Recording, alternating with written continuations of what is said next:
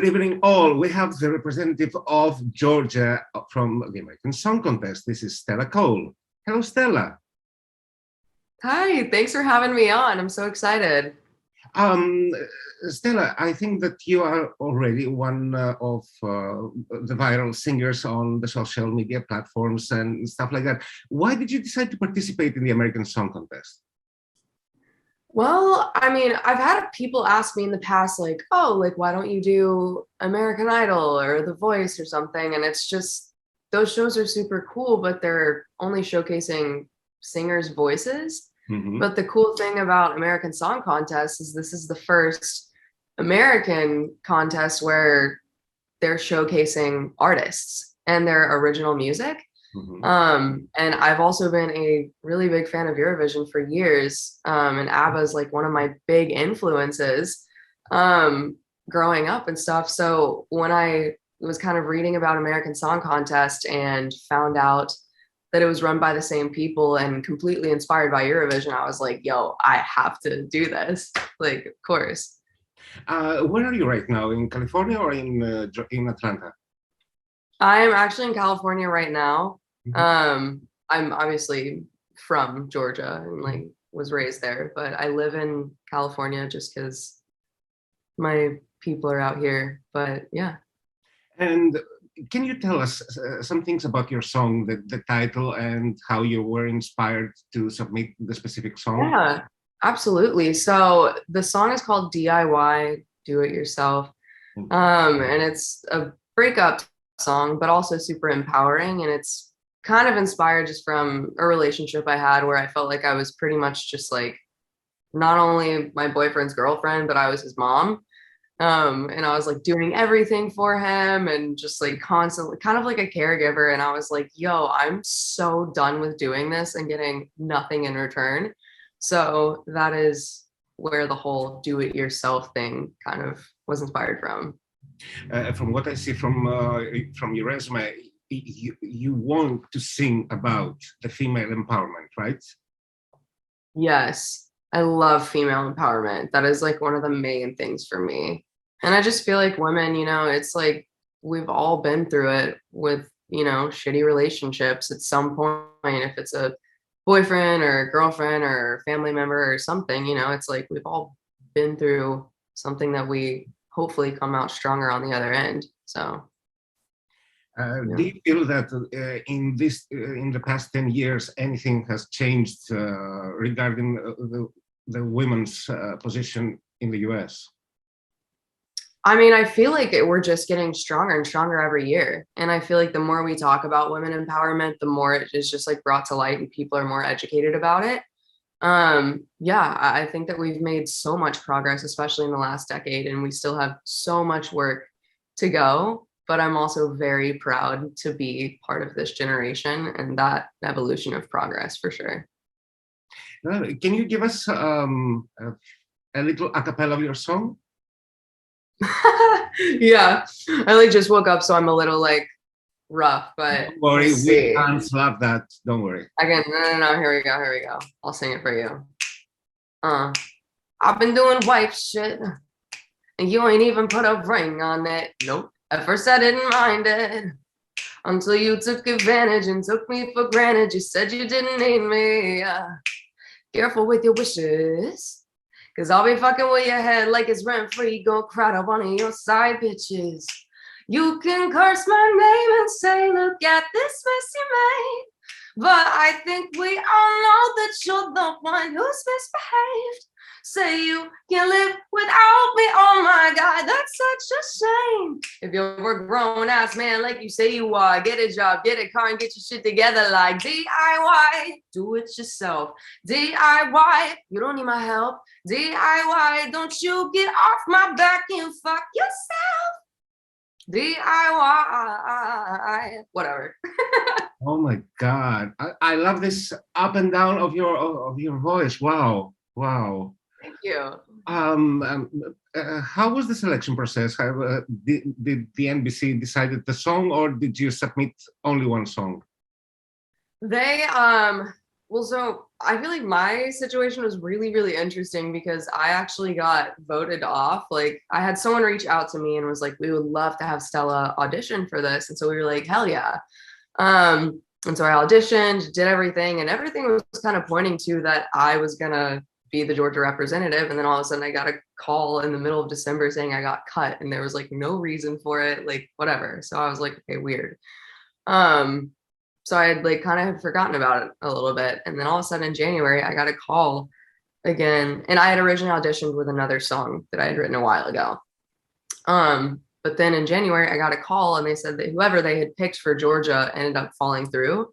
So, and then they were asking for me to be back on the show again. And I was like, yeah, I will absolutely be back on the show. But I have a new song that I've written called DIY that I think is better than the original song I had submitted for the show. And so we played it for them, and there was a little bit of pushback for a while, but we eventually were able to get approval, and DIY became the song that I would be performing. Yeah. So, can you confirm, because you're saying the same thing that the other participants said to me, the NBC is open to your songs. They don't want to impose songs to you. They're open to your ideas, right? Yeah. I mean, I definitely had like a little bit of like, and I'm not sure if it was on the record label side, but they were pitching me like a couple songs to sing that were not mine. Just because I think they were trying to make sure they had, you know, what's best for the show and stuff. But they eventually did come around to my original song DIY. So it all worked out Yes, it's another thing that your record label is giving you options. Maybe something is better for you, but it's another thing that there is a broadcaster that says, okay, you're in the show, but you will sing that song, nothing else.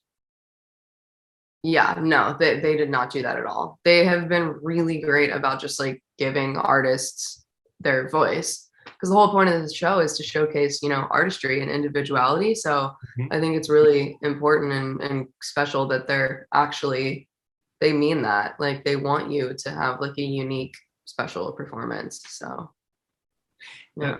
Can you remember the first time that you actually sang a song in your life? Yeah, I can definitely remember because I didn't really grow up doing music. I didn't even realize I could sing until I was probably like 12. I just signed up for the middle school talent show out of nowhere, and my mom was like, "What? Like, do you even sing?" And I was like, "I don't really know, but I'm gonna try this." And I didn't suck, so I just like kind of kept doing it. And then I really started taking music seriously though when I was like 17, 18. Like it was just a side hobby thing I would do like in my free time just for fun after that. But then when I was like 17 and 18, that's when I actually started to write songs and seriously get into music. And what is your mom saying now about you singing? My parents are super proud. I think at first they were probably like, okay, cool, you're doing music, like good luck. Music is like the music industry is brutal. But now that I'm like really starting to pick up momentum and I'm able to like support myself and stuff, and especially with the show, I think that they're for sure like, oh, hell yeah, like this is real. But yeah, they've always been supportive no matter what I do. So that's really special. What can you share with us about your stage presentation? How energetic or explosive, from what I heard from the song, would be? It is go big or go home. Like it is. I'm so excited. All I'm gonna say is if the stage plot hasn't changed at all, I will be starting at the top of a staircase and walking down from there. And I have a bunch of backup dancers. The lighting's gonna be really cool. There may or may not be a grand piano at some point that I'm going to lay on top of. We're still trying to figure that out, but it's going to be pretty crazy. It's going to be really cool. Wow, it's amazing. When are you starting rehearsals, if it's allowed to say? I actually go into quarantine Sunday.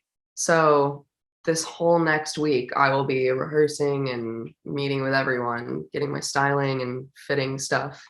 Which I'm so How excited long for. are you? Have you lived in Atlanta, right? You lived in Atlanta. Yeah. I mean, I was raised in Georgia. I was technically born in Tennessee, but basically born and raised in Georgia. And we grew up about like 35, 40 minutes south of Atlanta in this town called Peachtree City.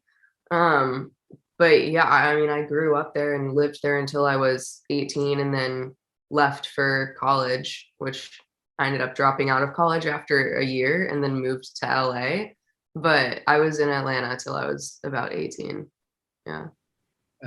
Okay, imagine that I come in Atlanta to visit you. What's the Okay. first place that you will get me to see or to eat? Ooh. That's a really good question. There's so many things to do in Atlanta, and it depends on what you're into. Imagine Hmm, that you want to impress me and showcase Atlanta to a foreigner. that's such a good question. I don't know. I would take you, I mean, I would want to give you like a proper full day of experience. I would take you to the Sundial restaurant for a fancy little dinner because that's a restaurant that like overlooks the entire city and it like rotates as you're eating. So you get to see the Oh, entire skyline at night. So I would take you there during sunset. It would be prime time. We would walk the Atlanta Beltline because which is basically just like this massive path that people can walk around that is mhm. pretty much goes around the entire like midtown like heart of Atlanta. That's really cool. And I would take you to like Krog Street Market and Ponce, which are two really cute like fun little shopping centers. I would take you there. I would take you to Piedmont Park because that's where they have Music Midtown, which is like Atlanta's big music festival every fall. I would take you to Piedmont Park just because the park itself is so beautiful and it's just like really refreshing. God, I don't know. I would drive you by the Fox Theater because that's personally like my favorite venue in Atlanta. Like I grew up going to see the Rockettes there and seeing musicals there. And that's like low key in a weird way, one of my dream venues to play at because I see my music being super like cinematic. And I feel like being able to actually play at like a theater is just so my vibe. So I would take you there. God, I don't know. I would take you across the Jackson Street bridge just because that's like the cliche, like best view of the city skyline. Um, I don't know. There's so much to do. So much. I'm sure we will find things to do. Has anyone told you that you're looking like Angelina Jolie? I actually do get that every now and then. Okay, because I thought it was the vaccine talking right now, but actually, okay, someone said it as well. Do you cook? No, I actually set everything on fire. I'm like really, really bad in the kitchen. That's what you asked, right? If I cook? Yes. Yeah, no. I set my old apartment on fire. Oh, okay. And I wasn't even Not good. cooking anything crazy. I was literally like I was trying to make tea and I set the entire stove on fire. So I like try to make the most simple things possible so that I never catch my house on fire again because that was so scary. And I suck at cooking. Right. And all of that out of tea, right? Yeah, it was the most embarrassing thing, honestly. I had like not met any of the people that lived in my apartment building at the time too, because I had just moved in. And so my first introduction to everyone was waking them up at like 3 a.m. in the morning, being like, "Hey guys, I'm so sorry. My name's Stella. Like I live underneath you, but I just set our house on fire, so we have to get out of here." It was so embarrassing. I was like, "This is just the most me thing that could have possibly ever happened." Oh my God. Oh my God. Uh, okay, it really shook me. You're Um, like, "All right." well, I will think to invite you in my house anyway. Um, can you tell me about this amazing song, "Cream" with Edit You? Yeah. How this I collaboration took place? Yeah, well, so it's actually crazy because I've actually never met Cream before. Um, but I mean, I guess just technology is so crazy that you can do stuff like that, where it's like you can write a song and then send everything over to someone and they go from there. But I wrote it. It was one of the first songs I ever wrote when I started taking trips out to LA. I hadn't moved here yet, but I had a session with these two really talented songwriters, Boy Matthews and Jenna Andrews, and the three of us wrote it together.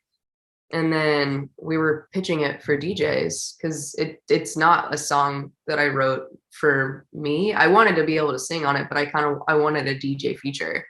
Um, just because that music's super fun. And so we wrote with the intention of a DJ feature and then started pitching it to different DJs and artists. And eventually Cream heard it and they were like, yeah, we really fuck with this. So we sent over everything and they put it out. Well It's done. pretty cool. Stella, I want to thank you so much for this session. It's wonderful speaking to you. I wish you all the best in the American Song Contest. And somehow I think that I will dance to another hit song from you soon. Thank you so much for having me. This was so fun.